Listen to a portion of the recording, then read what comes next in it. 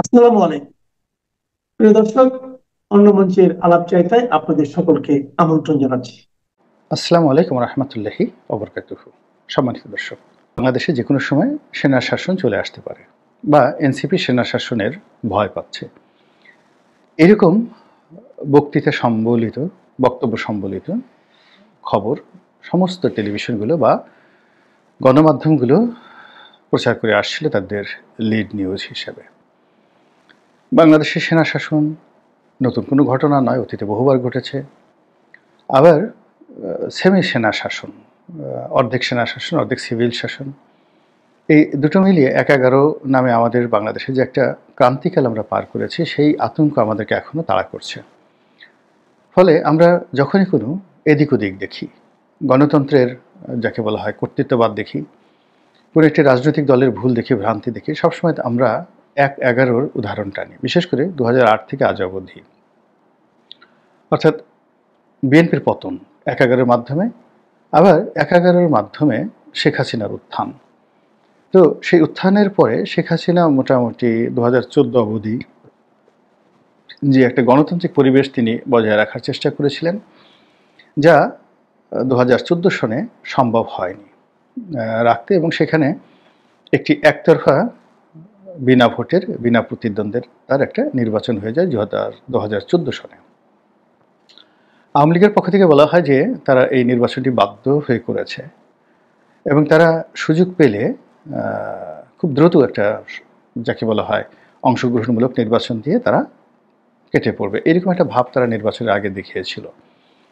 আর তারা বলার চেষ্টা করেছিল যে বিএনপি এবং জামাত যুগপৎভাবে আওয়ামী লীগকে এতটা অসহযোগিতা করেছে এবং সারা দেশে যেভাবে সন্ত্রাস এবং নৈরাজ্যর একটা খারাপ নজির, বদ নজির স্থাপন করেছিল, সেক্ষেত্রে বিনা ভোটের বা বিনা প্রতিদ্বন্দ্বিতা নির্বাচনটি যদি না হতো, তাহলে আরেকটি ১/১১ চলে আসতো, দেশে জরুরি অবস্থা জারি হতো, সাংবিধানিক ধারাবাহিকতা ক্ষুণ্ণ হতো এবং দেশের স্বার্থ সংরক্ষণের জন্য শেখ হাসিনা এই কাজ করতে বাধ্য হয়েছেন। যদিও এই কথাকে সবাই রংতামাশা, হাস্যরস হিসেবে আখ্যায়িত করছে, এই কারণে যে ওইরকম একটি বিনা প্রতিদ্বন্দ্বিতার নির্বাচন তিনি পুরো ৫ বছর তিনি টেনে নিয়েছিলেন এবং ক্ষমতায় বসে খুব অল্প সময়ের মধ্যে নিজের পেশি শক্তিকে তিনি বহাল রাখতে পেরেছিলেন, প্রশাসনের উপর তার কর্তৃত্ব রাখতে পেরেছিলেন, আইনশৃঙ্খলা থেকে শুরু করে সব কিছু নিয়ন্ত্রণে রাখার পর বিরোধী দলকে এমন দৌড়ানির উপর রাখতে পেরেছিলেন, যার ফলে তার মনে হয়েছিল যে তিনি কেন আবার একটা নির্বাচন দিবেন। বিরোধী দলের তো জনসমর্থন নেই, যদি জনসমর্থন থাকতো তারা বিদ্রোহ করে বিপ্লব করে আওয়ামী লীগকে উচ্ছেদ করত। তো এই বিশ্বাস তাকে ২০১৮ সন পর্যন্ত টেনে নিয়ে গিয়েছিল এবং পরবর্তীতে আবার যা কিনা ২০২৫ সন পর্যন্ত তাকে আবার টেনে নিয়ে যায়। তো এই যে পুরো সময়টি ২০১৪ থেকে ২০২৫ পর্যন্ত আমরা যারা বক্তব্য দিয়েছি, আমরা সবসময়ই একটা ১/১১, আর একটা মার্শাল লয়ের, আর একটা সামরিক শাসনের, আর একটা তৃতীয় শক্তির যে আগমন হবে এবং শেখ হাসিনাকে বাংলাদেশ থেকে চলে যেতে হবে, এই কথা আমরা বারবার বলে আসছি। এবং যারা আমরা এই কথাগুলো বলতাম, তাদেরকে আওয়ামী লীগ সরকার গণশত্রু মনে করত এবং তাদেরকে নানাভাবে নাজেহাল করার জন্য, তাদের জীবনকে তছনছ করে দেওয়ার জন্য রাষ্ট্রশক্তি করে নেই এহেন কোনো কুকর্ম নেই। অনেকে দেশ ছেড়ে চলে গেছেন, দেশের মধ্যে যারা ছিলেন তাদের পরিবার পরিজন, ঘর বাড়ি, সমাজ সংসার সব কিছু তছনছ করে দেওয়ার জন্য গোয়েন্দা সংস্থাগুলো যা করা দরকার, ক্যারেক্টার অ্যাসাসিনেশন, ব্যবসা বাণিজ্য ধ্বংস করা, মামলা মোকদ্দমায় ফাঁসানো, গুম করা, সব কিছু করে তারা ক্ষমতায় থেকেছেন বটে, কিন্তু পুরো গণতন্ত্রের যে ধারাবাহিকতা, তারপর রাজনৈতিক নেতাকর্মীদের যে ব্যাকবোন এবং স্বপ্ন দেখার, মানুষের যে স্বপ্ন দেখার যে শক্তি, এই জিনিসগুলো নষ্ট হয়ে গেছে। আর তার ফলে কি হলো, ২০২৪ সনে একটা সফল বিপ্লবের পরেও যখন একটি সরকার গঠিত হলো, এটাকে না ১/১১ বলা যাচ্ছে, না তৃতীয় শক্তি বলা যাচ্ছে, না এটাকে মার্শাল ল সরকার বলা যাচ্ছে, কোনো কিছু বলা যাচ্ছে না। এরকম একটা সরকার এলো যেটি বৈচিত্র্যহীন, যেটি ভাবলেশহীন এবং যেটির কোনো ব্যাকরণগত অর্থ নেই। কেউ এটাকে মার্কিন ডিপ স্টেট পলিসির একটা পরীক্ষামূলক প্রকল্প হিসাবে বিবেচনা করছে, যে আমেরিকা একটা প্রকল্প বাংলাদেশে চালু করলে এটা যদি সফল হয়, তাহলে অন্যান্য দেশে এই কাজগুলো করবে। তারা আফগানিস্তানে হামিদ কারজাইকে দিয়ে যেভাবে একটা পরীক্ষামূলক সরকার ব্যবস্থা চালু করেছিল, ঠিক ওইরকম একটা সরকার ব্যবস্থা বাংলাদেশে চালু করেছে বলে নানা রকম কথাবার্তা বিভিন্ন মহল থেকে ঠাট্টা মশকরা সহকারে বলা হচ্ছে।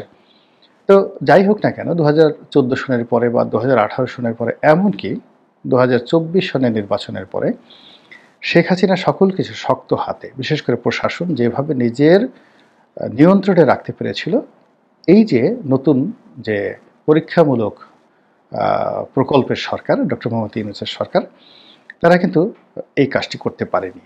তারা মানুষকে সুন্দর কথা বলেছে, সুন্দর গল্প শুনিয়েছে, নানা রকম আশার বাণী শুনিয়েছে, কিন্তু দৃশ্যত এবং কার্যত কাজের কাজ কিছু হয়নি, বরং চারিদিকে হতাশা এমনভাবে ছড়িয়ে পড়েছে যে মানুষ যার যার অবস্থায় থেকে রীতিমতো ত্রাহি ত্রাহি শুরু করে দিয়েছে। শেখ হাসিনার জমানাতে যে ক্ষয়ক্ষতিগুলো হয়েছিল, সেই ক্ষয়ক্ষতিগুলো প্রচণ্ডভাবে বেড়ে গেছে। আর শেখ হাসিনার জমানাতে যে ভালো কাজগুলো হয়েছিল, তার সেই সকল ভালো কাজের একটাও হচ্ছে না, চলছে না। তাহলে বোঝার চেষ্টা করুন যে আপনি আগে যে ক্ষুধার্ত ছিলেন, ক্ষুধার পরিমাণ বেড়ে গেছে, কিন্তু ক্ষুধার মধ্যেও আপনার অন্তত একটু দাঁড়ানোর জায়গা ছিল, শোয়ার জায়গা ছিল, বাতাস ছিল, খাবার জন্য পানি ছিল। এখন দেখা গেল যে সেই জিনিসগুলো ক্রমশ নষ্ট হয়ে গেছে। ফলে আপনি কী অবস্থায় আছেন এই বর্তমান জামানাতে, এটা বোঝার জন্য আপনি গ্রামে যান, গঞ্জে যান, গিয়ে দেখবেন সেখানকার সমস্ত সামাজিক বন্ধন টুটে গেছে, পারিবারিক বন্ধনগুলো নষ্ট হয়ে গেছে।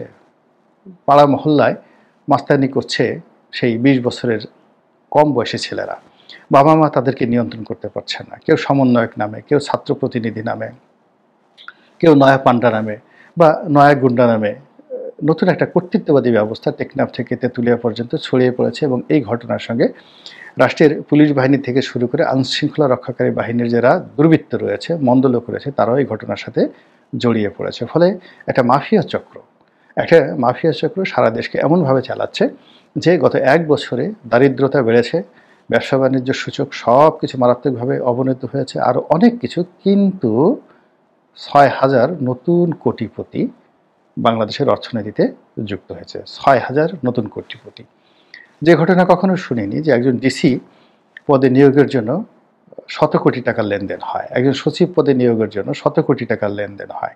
এবং এইগুলোর চেক তথ্য প্রমাণ সহকারে এখন যেভাবে পত্রপত্রিকা আসছে, বলাই বাহুল্য, এগুলো বিশ্বাসও করা যাচ্ছে না। রাষ্ট্র থেকে যখন কারো বিদেশ গমনে নিষেধাজ্ঞা জারি হয়, কিংবা বলা হয় যে এই লোক বিদেশে যেতে পারবে না, তার বিরুদ্ধে তদন্ত হচ্ছে, সেই মানুষ এই রাষ্ট্রের দুর্নীতিবাজ কর্মকর্তাদেরকে ম্যানেজ করে বুক ফুলিয়ে দেশের বাইরে চলে যাচ্ছে, যে কিনা ইতিপূর্বে শেখ হাসিনার জমানাতে হাজার হাজার কোটি টাকা বিদেশে পাচার করেছিল। ফলে আপনি দেখুন, চিহ্নিত যে সকল দুর্নীতিবাজ রয়েছে, যে সকল দুর্নীতিবাজদেরকে আওয়ামী লীগ নিজের হাতে, এই সরকারের হাতে ধরিয়ে দিয়েছে। আপনি চিন্তা করেন যে যারা এখন জেলখানাতে আছে, আওয়ামী লীগ বেশিরভাগ ক্ষেত্রে তাদেরকে ওন করে না। আওয়ামী লীগ যাদেরকে ওন করে, যাদেরকে স্বপ্ন মনে করে, যাদেরকে সম্পদ মনে করে, স্বপ্ন বললাম যে আগামী দিনের নেতৃত্ব যাদের হাতে তুলে দেবে, তাদের প্রায় সবাইকে তারা নিরাপদে দেশের বাড়ি নিয়ে গেছে। এবং 5 তারিখে শেখ হাসিনা যাওয়ার আগে ধীরে সুস্থে নৌপথে, স্থলপথে, বিমানপথে তিনি তাদেরকে নিরাপদ আশ্রয়ে চলে যেতে তিনি সুযোগ করে দিয়েছেন। টাকা নিয়ে, পয়সা নিয়ে, স্ত্রী নিয়ে, কন্যা নিয়ে। আপনি দেখুন তো, শেখ হাসিনার কাছাকাছি, শেখ হাসিনার স্নেহভাজন প্রিয়জন একজন সিঙ্গেল লোক জেলখানাতে আছে নাকি? কেউ নেই। আর যারা আছে তারা আওয়ামী লীগের বাকির খাতায়, আওয়ামী লীগের খরচের খাতায়। এবং তাদেরকে বর্তমান সরকার একেবারে হালুম করে ধরে বলছে যে না, আমরা বিচার করবো, ইত্যাদি ইত্যাদি যা কিছু হচ্ছে। তো এনিওয়ে, এর ফলে কি হলো, বাংলাদেশে যে শূন্যতা তৈরি হয়েছে, সেই শূন্যতার মধ্যে বিশাল শূন্যতা, সেই শূন্যতার মধ্যে বাকি আওয়ামী লীগ ব্যতিরেকে যে সকল রাজনৈতিক শক্তি, ধরুন বাংলাদেশের 50%, অর্থাৎ বিএনপি জামাত কেন্দ্রিক যে লোকজন, তাদের সংখ্যা সাকুল্যে 50%। আর আওয়ামী লীগ এবং তাদের বলয়ে যে সমস্ত লোকজন রয়েছে, তাদের সংখ্যা 50%। এখন এই 50% লোকজন রাজনীতি থেকে, অর্থনীতি থেকে নিজেদেরকে গুটিয়ে রেখেছে।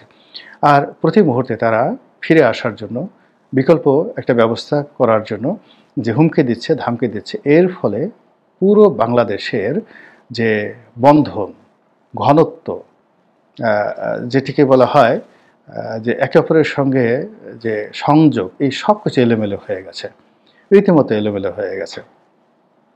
আর সে এলোমেলো হওয়ার কারণে কি হলো, নিজেদের মধ্যে, অর্থাৎ এই যে বাকি যে 50% তাদের মধ্যে তাপ এবং চাপের কারণে, ধরুন একটা চৌবাচ্চার মধ্যে জায়গা হবে 100 জন লোকের, সেখান থেকে 50 জন লোক সরিয়ে দেওয়া হলো, ফলে চৌবাচ্চাটা খালি হয়ে গেল বা একটা রুম খালি হয়ে গেল। তো এতক্ষণ ওই 50 জনের চাপে যাদের মধ্যে আত্মার সম্পর্ক ছিল, পাশাপাশি ছিল, তারা নিরাপদ দূরত্বে চলে গেল। এরপরে তারা বললো যে না, এই জায়গা আমার, ওই জায়গা তোমার। ওই 50 জন যারা চলে গেছে তাদের জায়গার সম্পত্তি, মানে তাদের স্থানটি দখল করার জন্য তখন আগের যে 50 জন কাঁধে কাঁধ মিলিয়ে ছিল, তাদের মধ্যে নতুন যে বিরোধ তৈরি হয়ে গেল। এই বিরোধের ফলে এখন বিএনপি জামাতের বিরোধ, জামাত এনসিপির বিরোধ, এনসিপি জামাতের বিরোধ, এনসিপি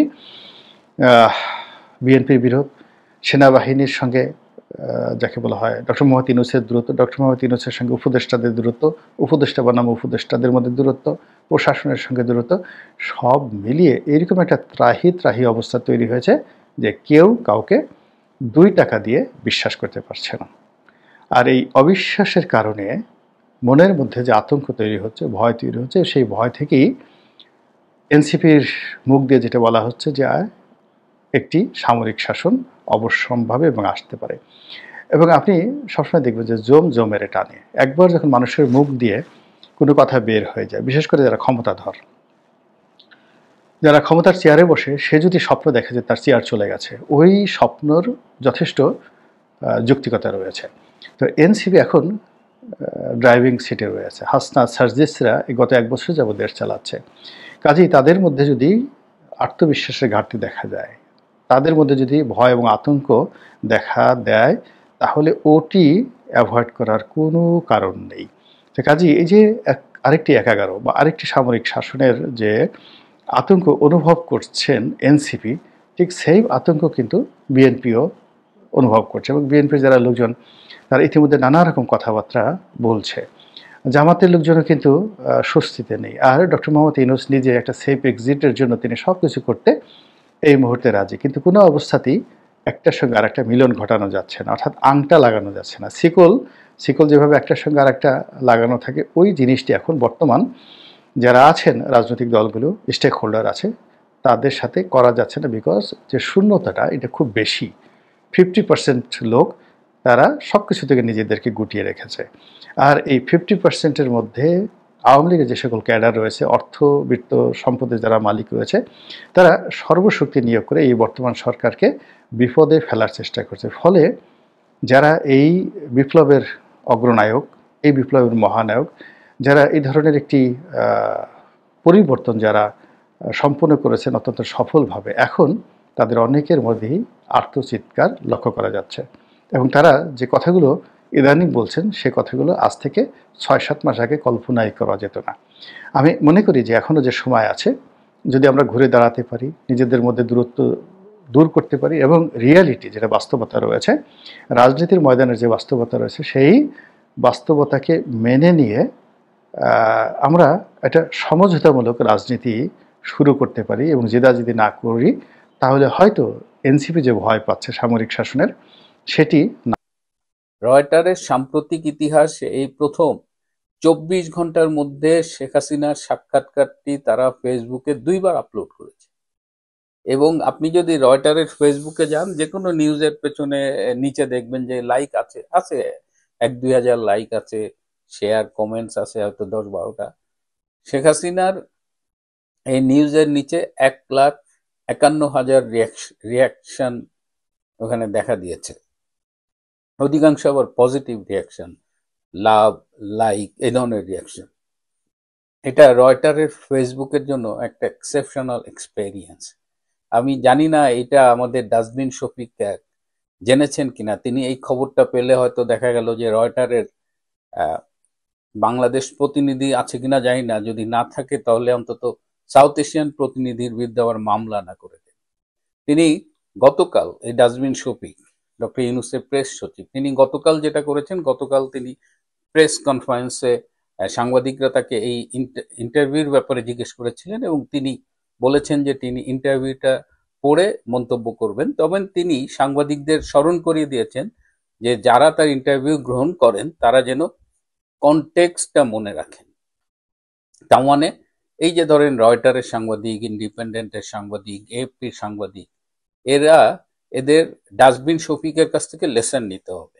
মানে সাক্ষাৎকার নেওয়ার আগে কি মনে রাখতে হবে, কি মনে রাখতে হবে না, এগুলো ডাস্টবিন শফিকের কাছ থেকে নিতে হবে। তবে ইন্টারেস্টিং হলো তিনি বলেছেন তিনি সাক্ষাৎকারটি পড়ে দেখবেন। কেন? বাংলাদেশে না এটা নিষিদ্ধ? বাংলাদেশে শেখ হাসিনার সাক্ষাৎকার নিষিদ্ধ, তো আপনি কেন পড়বেন? নিষিদ্ধ জিনিস আপনার পড়তে ভাল লাগে? আবার বলছেন যারা বাংলাদেশে এই সাক্ষাৎকার প্রচারিত করবে তাদের আইনের আওতায় আনবে। বাংলাদেশে এমন কেউ আছে যে এই সাক্ষাৎকারটি পড়তে চায় এবং পড়তে পারেনি? আপনি কি আটকাতে পেরেছেন? আমরা তো, আমার যতদূর ধারণা, মানুষ আজকাল আর মেইন মিডিয়ার উপরে খবরের জন্য নির্ভর করে না। এমনকি আমার এই যে ইউটিউব সামান্য একটা চ্যানেল যেখানে 1 লাখ সাবস্ক্রাইবারও নেই। যাই হোক, যারা এই অনুষ্ঠানটি দেখছেন এবং সাবস্ক্রাইব করেননি তাদের কাছে অনুরোধ যে একটু সাবস্ক্রাইব করবেন। তো আমাদের উপরে যতটা নির্ভর করে মানুষ সংবাদের জন্য, ডাস্টবিন শফিকের সমগ্র জাতীয় মিডিয়ার উপরে অতখানি নির্ভরতা আজকাল আর সাধারণ মানুষের নেই। এইটা নিশ্চয়ই ডাস্টবিন শফিক জানেন। কিন্তু ডাস্টবিন শফিক, আপনাদের কি মনে হয় না যে শেখ হাসিনার এই সাক্ষাৎকার নিয়ে সে একটু ওভার রিয়াক্ট করেছে? আমি কিন্তু, আমার একটু সন্দেহ হচ্ছিল যে শেখ হাসিনা একটু সাক্ষাৎকার দিয়েছেন। To be very honest, Sheikh হাসিনার সাক্ষাৎকার নেওয়ার জন্য international media, CNN, New York Times বা এই লেভেলের প্রায় অধিকাংশ মিডিয়াই কিন্তু বিভিন্ন সময়ে ইন্টারেস্ট শো করেছে, কিন্তু নেত্রী ইন্টারন্যাশনাল মিডিয়ায় মুখ খুলতে চাননি। তিনি যখন প্রয়োজন মনে করেছেন তিনি এই যে ইমেলের মাধ্যমে বিভিন্ন প্রশ্নের উত্তর দিয়েছেন, যেটাকে আমরা সাক্ষাৎকার বলছি।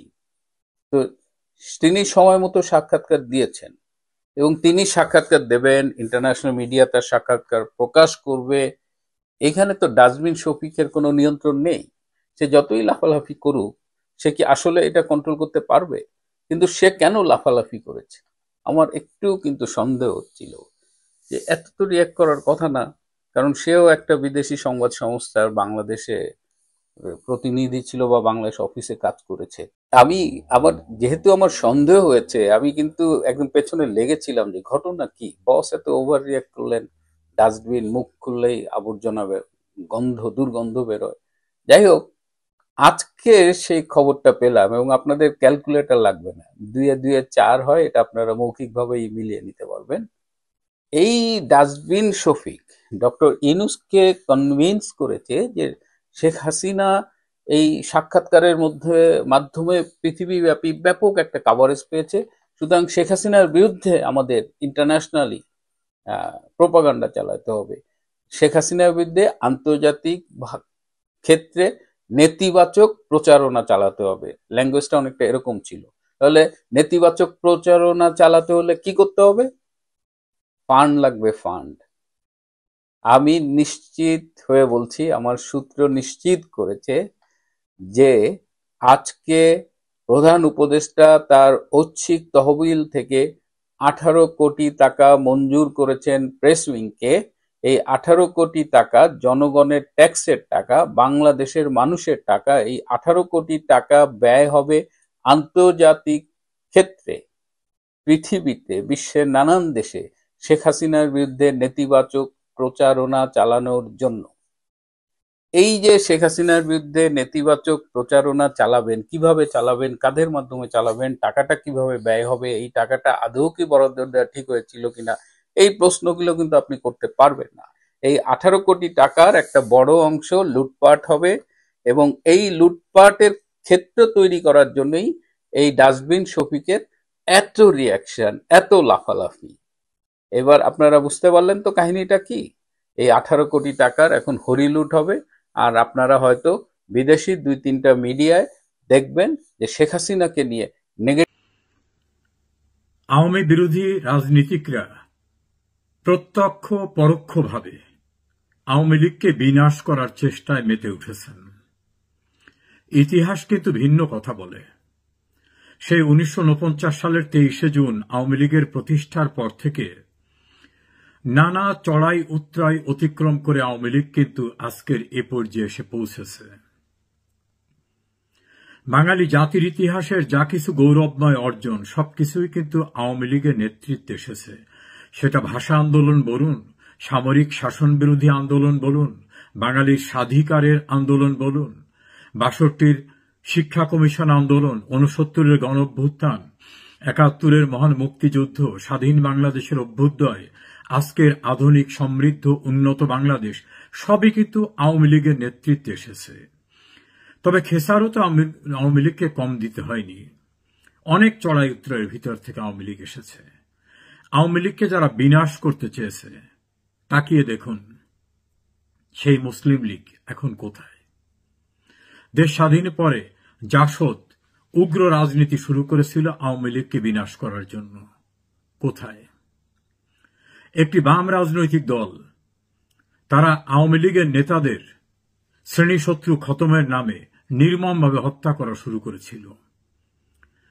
চাইনিজপন্থী কট্টর সেই রাজনৈতিক দল এবং রাজনৈতিক অনুসারীরা তারা কোথায় এখন? বঙ্গবন্ধুকে হত্যা করার পর খুনিরা দাম্ভিকতার সঙ্গে বলেছিল সব শেষ, পারেনি। 21 বছর রাষ্ট্র ক্ষমতার বাইরে রেখে আওয়ামী লীগকে দমন, নিপীড়ন, নির্যাতন যা কিছু করার সবই করেছে। সফল হতে পেরেছে? পারেনি। তাদের দাম্ভিকতা চূর্ণ হয়ে গেছে। শেখ হাসিনাকে অন্তত 19 বার হত্যার চেষ্টা করা হয়েছে। সর্বশেষ 2004 সালের 21 আগস্ট গ্রেনেড হামলা। সফল হয়েছে? না, হতে পারেনি।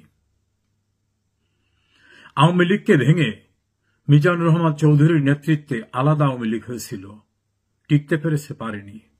আওয়ামী লীগের সবচেয়ে জনপ্রিয় সাধারণ সম্পাদক আব্দুর রাজ্জাক এবং প্রেসিডিয়াম সদস্য মহিউদ্দিন আহমেদের নেতৃত্বে বাকশাল করে আওয়ামী লীগের পাল্টা দল করে আওয়ামী লীগকে বিনাশের চেষ্টা চলেছিল। সফল হয়েছে? হয়নি। হেভিওয়েট নেতা ডক্টর কামাল হোসেনের নেতৃত্বে সারা দেশের মানুষ মনে করেছিল এইবার বোধহয় আওয়ামী লীগকে শেষ করে ফেলল, গণফোরাম করে। পেরেছে? পারেনি। এখন খুঁজে পাওয়া যায় না। মাহমুদুর রহমান মান্না সহ আওয়ামী লীগের অনেক নেতারা বিভিন্ন জায়গায় চলে গেছে। আওয়ামী লীগ কিন্তু আওয়ামী লীগের জায়গায় আছে। আওয়ামী লীগ একটি গতানুগতিক রাজনৈতিক দল না, একটি প্রতিষ্ঠানে পরিণত হয়েছে, একটা অবিনাশী সত্তায় পরিণত হয়েছে। আওয়ামী লীগ ফিনিক্স পাখির মতো অবস্থায় পৌঁছেছে। ধ্বংসস্তূপ থেকে আবার উঠে দাঁড়ায়। আওয়ামী লীগের নেতা একজন না, আওয়ামী লীগের প্রতিটি কর্মী আওয়ামী লীগের নেতা। আওয়ামী লীগের প্রতিটি কর্মীর আদর্শ বঙ্গবন্ধুর প্রতি ভালোবাসা, শেখ হাসিনার প্রতি আস্থা। এটাকে শেষ করা যায় না। চেষ্টা করে দেখতে পারেন। কি করবেন? মৃত্যুদণ্ড দিবেন? অন্য কিছু দিবেন? দিতে পারেন, এতে লাভ হয় না। বঙ্গবন্ধুকে তো মৃত্যুদণ্ড দেওয়া হয়েছিল পাকিস্তানের কারাগারে। শেখ হাসিনাকে তো বিনাশ করার জন্য 111-এ সাজানো ক্যাঙ্গারু কোর্ট থেকে জাজমেন্ট করাবার চেষ্টা করা হয়েছিল, সফল হয়নি। বানোয়াট অভিযোগের কাহিনী তৈরি করে শেখ হাসিনাকে দণ্ডিত করার সর্বোচ্চ চেষ্টা করে দেখতে পারেন, সফল হবে না। যারা এই চেষ্টায় রত আছেন তারা একবার হিসাব করবেন, বাংলাদেশের 18 কোটি মানুষের ভিতরে আপনারা কজন? আর শেখ হাসিনাকে যারা ভালোবাসে, আওয়ামী লীগকে ভালোবাসে, যারা শেখ হাসিনার প্রতি আস্থা, যারা বঙ্গবন্ধুর প্রতি আস্থা, মুক্তিযুদ্ধের চেতনায় যারা বিশ্বাস করে, তাদের সংখ্যা কত? চাইলেই হয় না। আওয়ামী লীগ অবিনাশী সত্তা। আওয়ামী লীগকে যারা ধ্বংস করার চেষ্টা করেছে, ইতিহাস বলে তারাই ধ্বংস হয়ে গেছে। আওয়ামী লীগ অপ্রাসঙ্গিক হবে। এই যে ইউনূসের তৈরি করা দলের নেতারা চিৎকার করে বলতো আওয়ামী লীগ অপ্রাসঙ্গিক হবে, এখন যারা বলেছে তারাই অপ্রাসঙ্গিক। খোঁজ নাই তাদের। মাইক্রোস্কোপ দিয়ে, সোডিয়াম লাইট দিয়ে খুঁজে পাওয়া যাচ্ছে না। আওয়ামী লীগ বাংলার ঘরে ঘরে, গ্রামে, শহরে, নগরে, প্রান্তরে, কৃষক, শ্রমিক, মেহনতি মানুষ সহ সবার মাঝে আওয়ামী লীগ আছে। বরং একটা বছর আওয়ামী লীগ ক্ষমতার বাইরে থাকায় মানুষ আবার পরীক্ষা করতে পেরেছে যে তার আশ্রয়স্থল কারা, কার কাছে তাদের নির্ভরতা, কে তাদের কথা শুনতে পারে, কে তাদের দুঃখ বোঝে, কে তাদের দায়িত্ব নিতে পারে? সেটা আওয়ামী লীগ, সেটা শেখ হাসিনা। আওয়ামী লীগের বিকল্প আওয়ামী লীগ। আওয়ামী লীগকে বিনাশ করার চেষ্টা যারা করবে, ইতিহাস বলে তারাই বিনাশ হয়ে যায়। এখনো যারা চেষ্টা করছেন, আমার শঙ্কা এবং অতীত থেকে অভিজ্ঞতা, তারা বিনাশ হয়ে যাবেন। আওয়ামী লীগকে বিনাশ করতে চেয়ে নিজেরাই বিনাশ হয়ে যাবে। অনেক তত্ত্বকথা, অনেক তাত্ত্বিকতা অনেকের শুনেছি, দেশ স্বাধীনের পূর্বে, দেশ স্বাধীনের পরে। তাদের তত্ত্বকথা, স্টোরি, গুদামি সীমাবদ্ধ রয়েছে। তত্ত্বকথা না বলা শেখ মুজিব মানুষের হৃদয়কে জয় করতে পেরেছিল। তিনি মানুষকে বুঝতে পেরেছিলেন, মানুষকে স্টাডি করতে পেরেছিলেন। শেখ হাসিনাও তাই।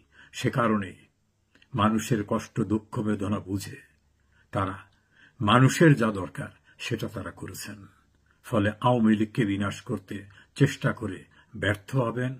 আওয়ামী লীগের নেতৃত্বকে বিনাশ করে সবকিছু ধ্বংস করার চেষ্টা করে ব্যর্থ হবেন। আওয়ামী লীগ একটা অবিনাশী সত্তা।